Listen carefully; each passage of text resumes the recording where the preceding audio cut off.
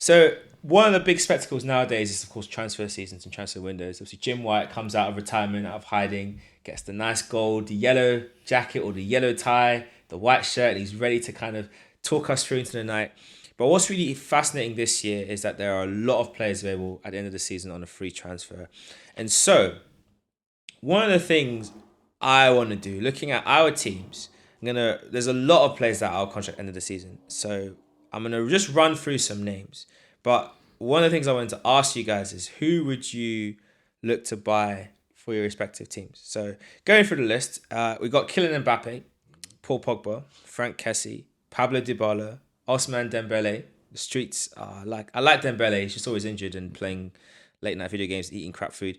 Lorenzo Insigne, you got Brozovic, you got Rudiger, Nicolas Sula. The list goes on and on and on. There's people like Lingard, see Lacazette's available. Di Maria, there's young guys like Cantwell. So for you, Dennis Zakaria as well, Mönchengladbach. I'll start with you, Matthew. Looking at you at Chelsea, who would you think would be an interesting player to pick up on the free? There's a lot of players that are out there, and thinking about what your team needs as well. I would be not. I mean, let's say I don't think it's going to fail. I don't think it will not work. But you see in the past when we buy sometimes a striker, we put a lot of money behind them. It hasn't always worked. There's no risk in buying someone for free. And I was shocked to hear that Dybala was going on a free. I think that's absolutely insane. And the one thing you can get from the guy is goals, whether it's for club or country. Because at the end of the day, not saying it wouldn't work. I think it would. We didn't spend any money on him. You know, we've been tortured in the past with indeed like the likes of Torres, with the likes of Morata, and particularly how Costa left us as well with that in the whole controversy with Conte. You can't always get like a Drogba or even Tammy did well for us when he was with us as well. But why not give it a try? Another proven goal scorer who's used to playing at the highest level. Why not give it a try? Yeah, absolutely. Why not give it a try? There's no risk. You know, if I was a Chelsea fan, I would look at it like this. Pogba's available. Imagine having him and Kante in the midfield. Just imagine. But do you need him though? And he'll demand a wage. I'm not so sure. But just imagine him and Kante, the front midfield partners. They play well together. They complement each other very well. I think it could work. If it could replicate that in the team, that would be unbelievable. Because it would be an interesting project with them two in that midfield. I have a soft spot for Pogba. I really do. I do feel sorry for him for the situation that he's in at Man United. But we also did try to buy Danny Drinkwater with Kante as well, and look how that went. But obviously, Pogba is a better player than Drinkwater. But I thought Pogba and Pogba and Kante could work in that midfield, because I know you got Kovacic, you got Jorginho, but I don't know. I just got a feeling that them two would work in that Chelsea midfield. I mean, it works for the country, so it would work. On a free. You know, all you're giving them is a sign-on fee. Look at it like that. Yeah. For you, Marcus. Okay, there's a lot of players. I'm gonna make this easy, so I'm gonna break it. So let's start off with positionally. For you, Liverpool, what position do you feel like you need to strengthen? And then I'm gonna jump in and tell you some players that are available for free. And then would you take them? I think, you know, the big thing at Liverpool is not that we have a weakness. You know, I think the big thing at Liverpool is do they want to sign an absolute star? And, you know, you can have that question mark. That would be an attacking player, most likely. I think Liverpool could maybe do with a little bit more depth of quality in the kind of Salamane positions, so Shaqiri left, and you know, so a quality winger would be relevant. And then, you know, seeing Gini Wijnaldum leave, we do have a lot of midfielders, but you know, as spoken about with Keita and Chamberlain, you know, they're injury prone. So you know, you could maybe consider a midfielder too. I guess the other question would be then the age profile, because looking across at the midfielders, we've got. There's a lot of different options. If they're older than 28, rule them out. Like older than 28. Oof. 28 and under. Kessie. Okay, so let's sort by age.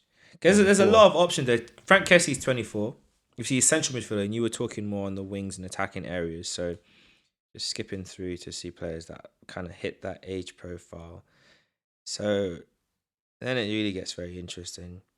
I don't see any names here that I feel like. I mean, there's interesting ones, but I don't know if you would take Florentin Tolisso in central midfield as an option.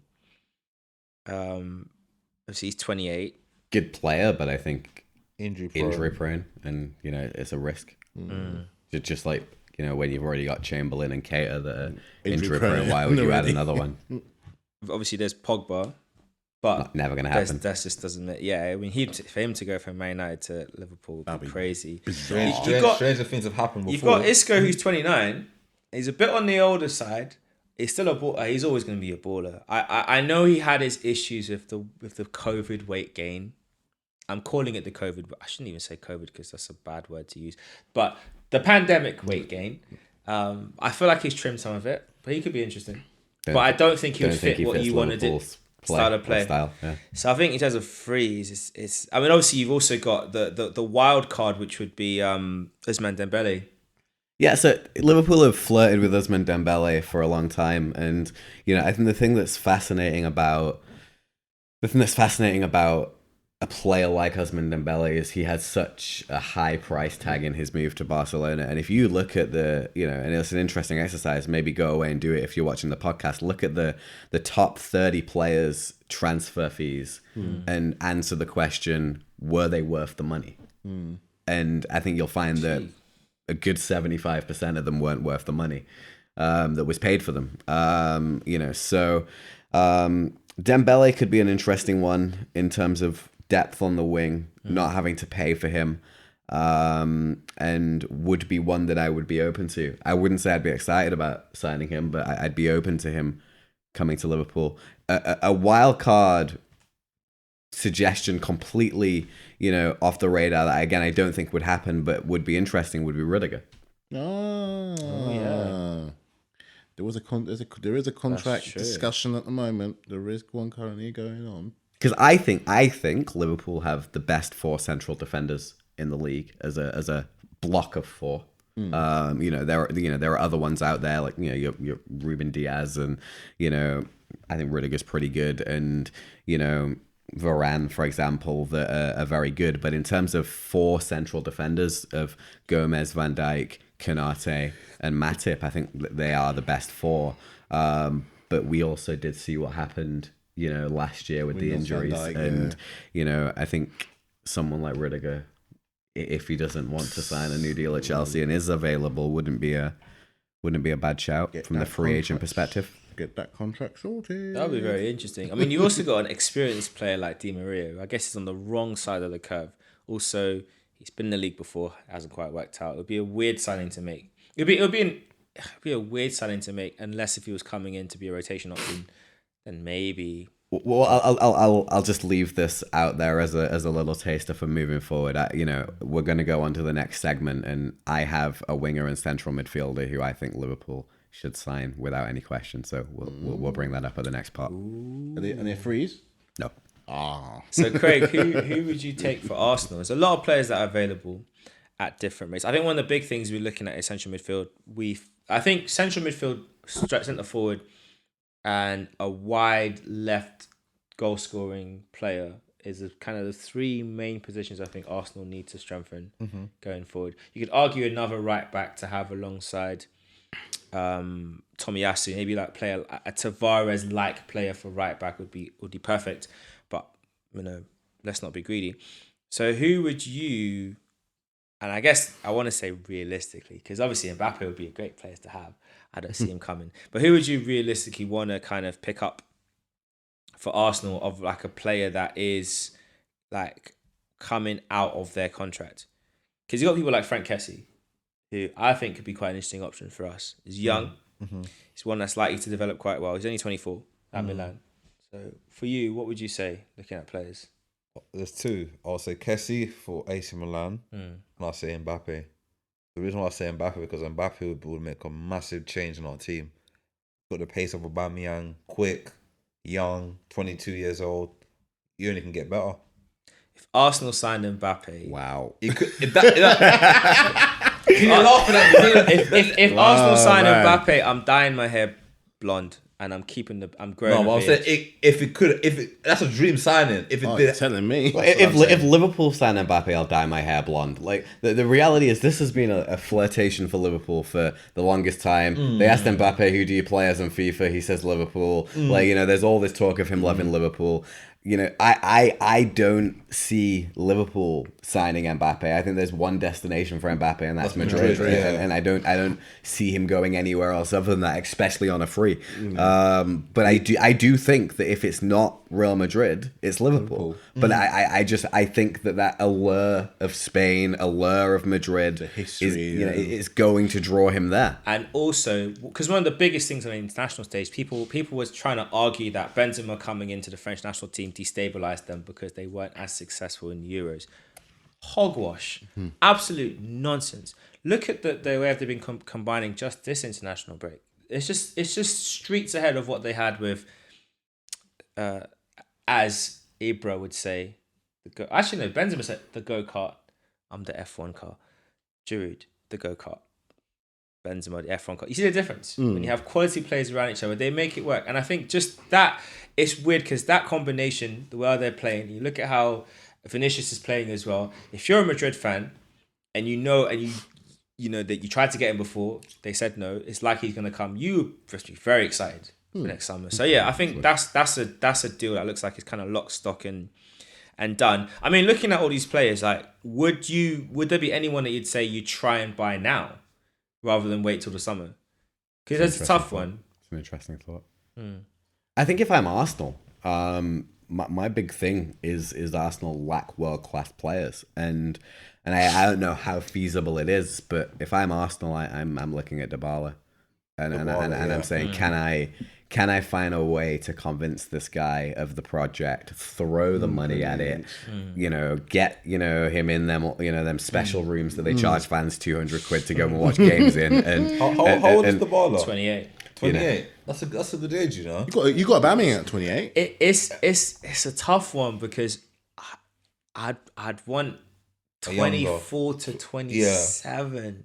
I would make, but then again, when an opportunity comes in the market, and the big upsell would be, would he be motivated to kickstart his career? Because it really hasn't happened for him yet at Juventus. But you have to ask the big question: how many players at 23 to 27 playing at the 8th best team in their league and are world class?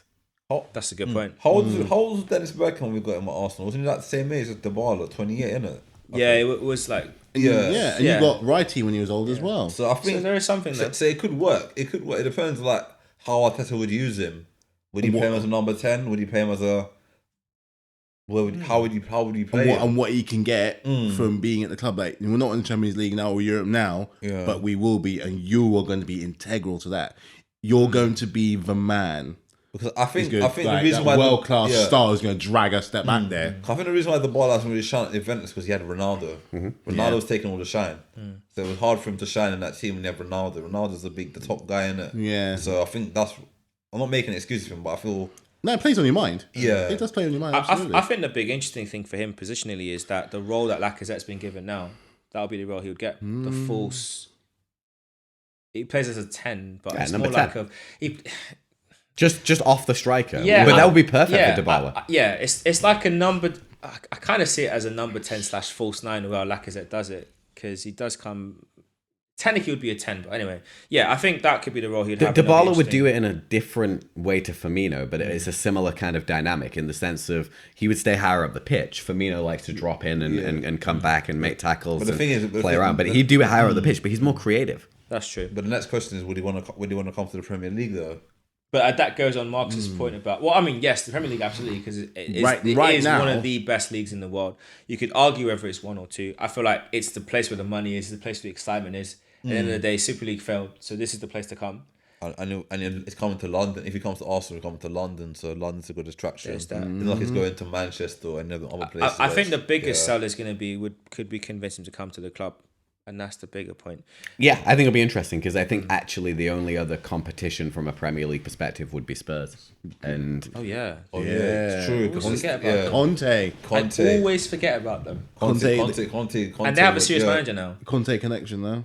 You see, that's the thing about taking that step. Conte's not going to be at Spurs for 10 years, but he's definitely going to stabilize the ship, you would think. And it's a short-term fix. He can attract people. Of course, yeah. Tottenham have kind of flirted with these players and they've just not pulled them off. Dybala, Lautaro Martinez. Like, now Conte has the pull with potentially some of these players. When they linked to Dybala last summer, or was it the summer before that? The last couple of summers, And Martinez, they agreed a fee with Inter for Martinez. This summer. Martinez said, no, I don't want to come to Tottenham. And the big thing is also, Conte wouldn't have joined without assurances on what he can do. 100%. So clearly they're going to do something. 100%. Hopefully nothing impressive, but they're going to do something. All right, we're going to move on to the next part, which is like, as Markus was alluding to, let's look past the free agents. Now, with all of our teams, I think we can all see room for improvement. I think we can all we can be relatively happy with the business we've done in the summer, relatively happy with how the squads are progressing as things are going on. But is there one or two key signings that you would make that would fit your team, that would be a realistic fit? I'm going to start with you, Markus, since you have your two key players ready to go. Who would you bring into Liverpool? Yeah, to me, like, there are two obvious players for Liverpool. And you know, if I heard Liverpool sign these two players, I would be so excited. So I'll start with the central midfielder who, if Liverpool signed him, would be in Liverpool's central midfield for the next 15 years, and that's Jude Bellingham. Good. He's a baller. So Jude Bellingham's still 18. He left Birmingham, went to Dortmund, and is tearing it up at 18 in the Bundesliga, getting top-level experience. The big thing is that Dortmund would ask for a lot of money for him. And the challenge with getting him this summer is it is inevitable that Haaland's going to leave. So are Dortmund going to be comfortable and willing to let two players, big name players or big potential stars, because you're looking 60, 70, 80 million plus if you're going to be prizing him out of Dortmund's hands. So will Dortmund let him go in the same summer? Maybe not. And that may be the challenge with that. However, if it's not this summer, the next summer or the summer after that, Jude Bellingham, if his next move is not in a Liverpool shirt, I'll be devastated, because I think that boy is absolutely top class and is going all the way to the top of the game in his position. I agree. But sorry. You had two. So that's number one. And my second one's an interesting one, but I think is an absolute perfect fit for Liverpool and alludes to something that you was talking about earlier, about us needing to freshen things up a little bit, and you know, kind of the question marks around that. So you know, Salah getting on, although he is currently the best player in the world. Mane getting on. Firmino getting on. We have Jota, who will, you know, be one of the future players there. We have our Harvey Elliott, who, you know, obviously had the injury, but has the potential there too. But yeah, the one player that I would sign is Federico Chiesa from Juventus. Oh, he's a baller.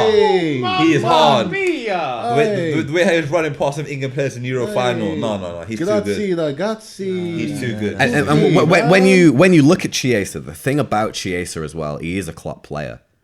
He works hard. He's got the ability to run back, the work ethic, the skill. He gets in tight spaces. Man can finish quite good with both feet. He's an incredible dribbler.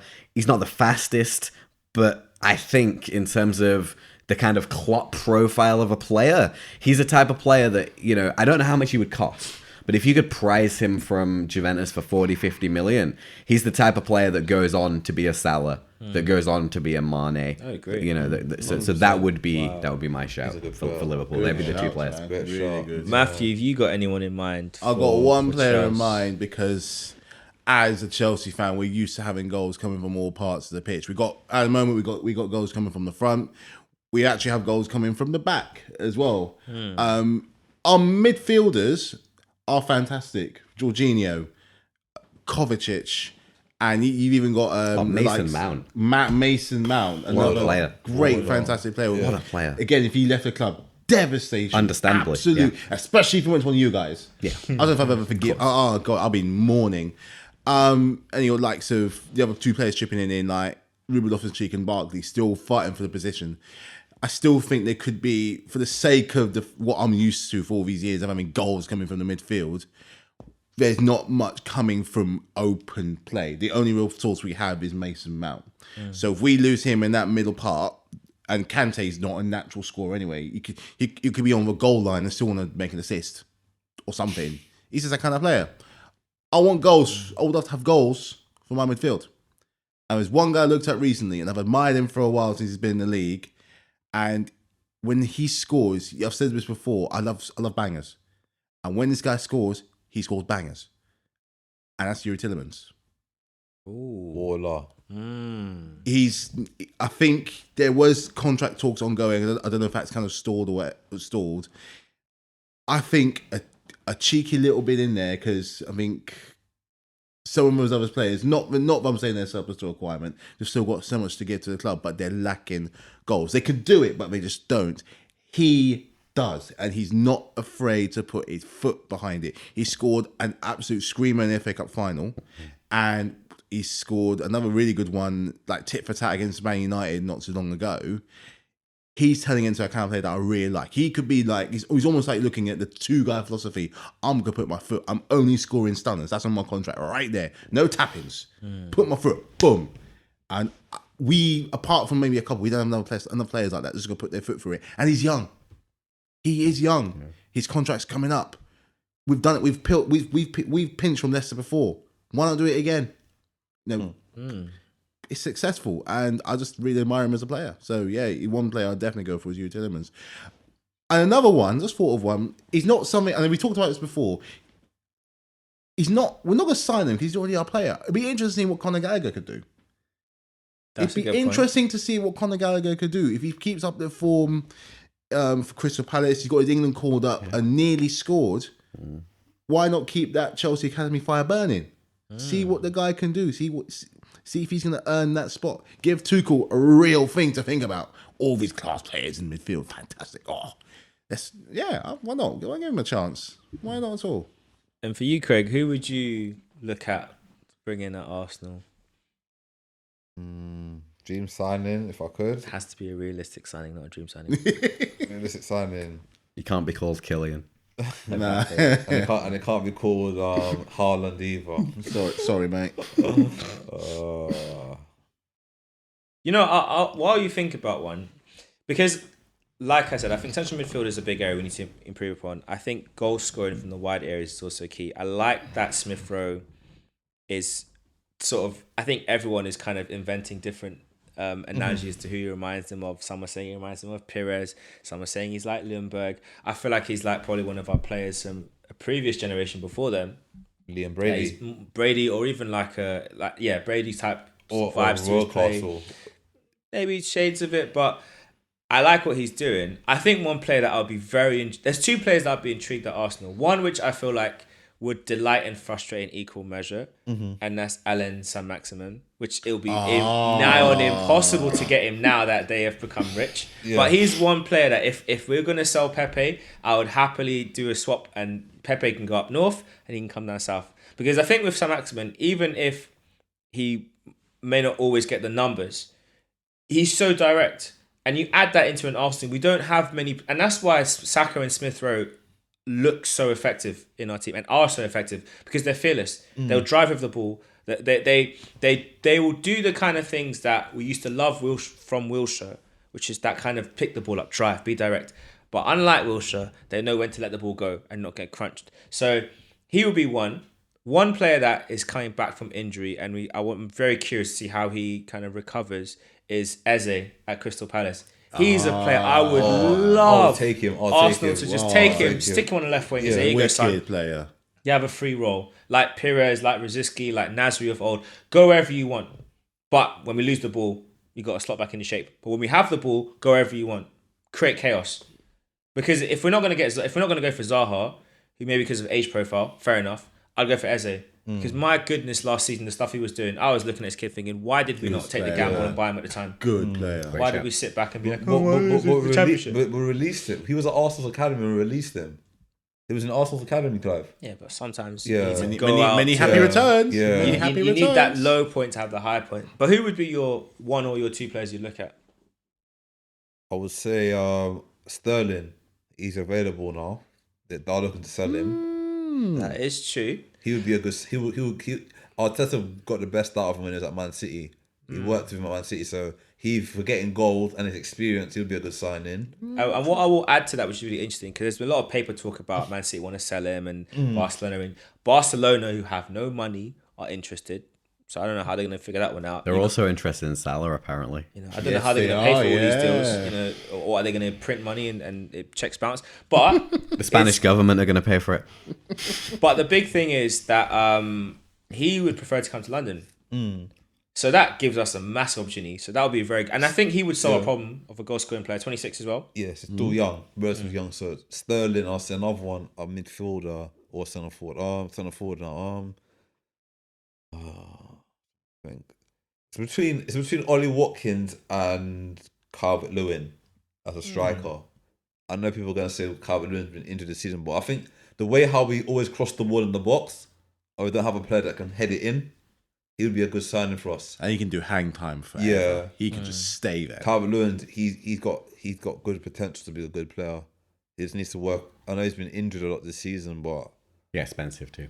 I know. I think Watkins would be a smart attempt because you could probably get him cheaper. But that also depends on how Villa fare, and of course they have a new boss in charge. And if Dean Smith was still the manager, I thought we could get him easily, but I don't think Gerrard would want to sort any of his players to Arsenal. No. I thought you were saying because they're going to get relegated. But he's at Norwich now, so that should be interesting to see how he does there. Yeah, it's very weird merry-go-round there. No, I don't think Aston Villa will get relegated. Not this season. No, never say. As I said, they're the worst teams in the league, and we will have this joke about Burnley. That's your joke. I have this joke about Burnley getting relegated because you don't like them. You don't like Burnley. So I guess like the last thing in this kind of transfer speculation and us having a bit of fun. Obviously, we've all talked about players that we would like to get, free transfers, players that we would think would be good fits for our teams. But looking at our opponents, so for you, Marcus, who would you say, looking at Arsenal and Chelsea's squads, who would you think would be good buys to get that could make the leap? And because you've mentioned the lack of world-class players at Arsenal. Yeah. Who would you say Arsenal should definitely go get and just make it happen? Yeah, you see, the challenge is when I think about players that Arsenal could sign, I think about when I think about real world-class players, I don't think they'll go to Arsenal. A lot of them. I think the ball is a stretch, but would be a good shout. But if you're talking about this kind of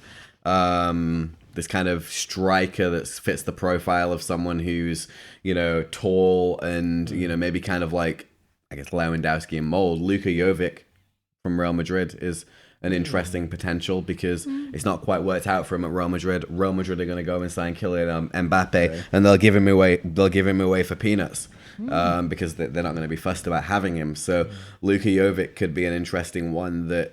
It didn't work at Real Madrid, but he's never been given the opportunity. Whereas he was great at Frankfurt, and you look, for example, Sebastian Haller. He went to West Ham, but didn't really work out at West Ham. The man scored 4 goals in 4 games in the Champions League at Ajax as they're tearing it apart right now. So, that would be one. But then, speaking of Ajax, a player that I would sign at Arsenal is Anthony. I was about to say him as well. I forgot about him. So good. He's hard. He's good, man. He's sick. Good. So, I think Arsenal are probably at a level where they're big enough to be able to still attract Ajax's best players. And Anthony's been on it. He's electric. Skillful. He's direct. Skillful, He's fast. He could fit the bill. And do you have any people that you think would be a good shout at Chelsea? Because I feel like their squad is pretty well settled. There's not much you would do to improve it. Give me a minute or two to think about it. All right. I'm going to jump over to you, Matthew. Who would you recommend for Liverpool add to their team? I forgot this kid's name, but I know he's Belgian and he's young. And whenever I think of Liverpool, especially on the clock, I think young, I think quick, I think energy. He was on the pitch for a matter of minutes, but he's like a blink and you'll miss it. This guy was quick, a young... Doku. Jeremy Doku. That's the one. With the plaques. That's him. Yes. He's a baller. I think if let's say, a Salah or particularly a Mane are injured or out or on the way out of the door. You also got to think about, for example, the African Cup of Nations. African Cup of Nations. He's like, what, 19 or 19, something? 19, yeah. And what a great time to kind of start with that speed he has. So he's a little bit raw at the moment, but I think with proper coaching and people around him who can kind of help hone the craft in a way to kind of focus and channel it towards the goal. Because he didn't score, but every time he got the ball, he looked like he was going to score. So it's almost like he's halfway there. So I think for Liverpool, thinking and out their absence, I think he'd be a great, very exciting addition to your team. I just think that youthful energy. So yeah, Jeremy Doku would be definitely one for Liverpool. Do you want me to do it for Arsenal? Go on then. For Arsenal, and this is just purely because I don't know what he's like as a player, and I think he deserves some game time. I'm worried of him. Plus, there's a personal link in there as well. I think it wouldn't be bad to sign Van der Beek for you guys. Oy. I don't think it'll be a bad idea. I don't think so either. He's not playing. And didn't he say his fiance is an Arsenal connection there, isn't there? Yeah, His fiance is Dennis Bergkamp's daughter. Which is why at the time I thought he was coming to the carpet. But that will be like the third player that we haven't just made an obvious buy for, with Frankie de Jong being one, Christian Eriksen being another who was recommended to Arsenal. Frankie de Jong's a bit complicated because I think even he said himself that he normally would have cut if he wasn't going to Barcelona, he would come to Arsenal and then go to Barcelona because that's the normal kind of path. We screwed up there. I mean, come on, yeah. And I think back in the day, I think Van der Vaart was one that was kind of suggested to us, but we decided not to go there. Take the opportunity. It's not working at United. Use that connection. People will listen. People are going to listen to Bergkamp. If they will listen to Fergie, they'll listen to Bergkamp. Make the move happen. And plus, you don't need Xhaka there anymore. Yeah, that's true. You don't need Xhaka anymore. I'm waiting for the day when I see Twitter update. Granit Xhaka leaves Arsenal. Not because I hate him. I don't hate him. No. I just feel like it's not a coincidence that in the years he's been at Arsenal, we're not a Champions League club. That's not saying that he is the reason. He's not the sole reason, but he's a heavy contributory factor. And if you want to be a Champions League club, he is a midfielder that has not found a way to maximize his capabilities and minimize his limitations. Jorginho, case in point. I think playing-wise, they are very, very similar in what they want to do with the ball and what they can do with the ball. The big difference, Jorginho knows he can't run. Yeah, he can't run. But you never get the ball off him because there's something about making the ball do the work. Jorginho knows what's coming. It's hard to press him. And when you do press Jorginho looks shocked. More than anything. Doesn't like it. But I always find it funny whenever a player presses Jorginho on the ball. Look at Jorginho's face when he loses it. It's like, what? How? This is not like because I know my exit routes. Whereas Xhaka, we know he's one-footed. He knows he's one-footed. One of the best things you can do as a player is scan the pitch. Look around you. What's going on? Have a picture ahead of you when the ball's coming and pick your pass. And with Xhaka, I never feel like he does that. I feel like he waits till he has the ball and then he scans and then he picks a pass. Which is why a lot of times you'll see him in an Arsenal game. We get the ball. It's a pass on. He won't play it. He'll play a safe pass and he'll apologise. And I don't have time for that. I don't mind a player trying a pass and messing up like Maitland-Niles when the first game he came in and he was undercooking passes and overcooking passes and it was a bit frustrating. I don't mind that because at least you're trying. And look at the game the other day when he was just lofting balls. Some of his little chip balls in between the gap to the winger coming into to the forwards. It's like, wow, he just little golf chips just floating in, and that comes from just having the confidence. So that's my big thing. But yeah. I'm going to go across to you, Markus, if you've got your names ready. Yeah, so Chelsea, I think it's an interesting one because Chelsea have shown that they're not afraid of spending big money on a player. And then if it doesn't work out, being like, okay, great, we're going to spend big money again. Like, so you look at Chelsea's list of signings, Havertz, Werner, these aren't cheap players that they're buying. And they're willing to say, okay, cool, let's stick with this. So I'm not going to be shocked if Chelsea go and spend another 60 to 100 million pound on a player this summer. But I think what's interesting for Chelsea is that if Mbappe does go to Real Madrid, then you look at Barca and you think they're not the prospect club that they were before. Where's Erling Haaland going? It's over that or City. So Thinking of that. Then I would say, obviously City need a striker, but are they going to get Kane? And And then you have a debate because Haaland's young, so you'd think I'd go Haaland over Kane. But at the same time, Man City seemed to put their focus on Kane. Was that because the release clause comes in later with Haaland? Who knows? But if I was Chelsea, I'd say, you know what? Let's give this a go. We flirted with it. We have flirted with it. So that would be where my money would go if I was Chelsea. And if Chelsea did that, then inevitably they would continue to close the door on that top four and be title contenders. Now I think, just looking at that reality, one of the things to think about then that would make the world hard for every other team is if Chelsea signed Haaland and then Man United went out and hired Ten Hag from Ajax and brought in a director of football, whether it be Mark Overmars, if they could do the whole package, but went and hired Ten Hag, I would be worried if I was outside of them top four teams because I think that could close the door on the top four. Agreed. For quite a while. That would be dangerous. So dangerous.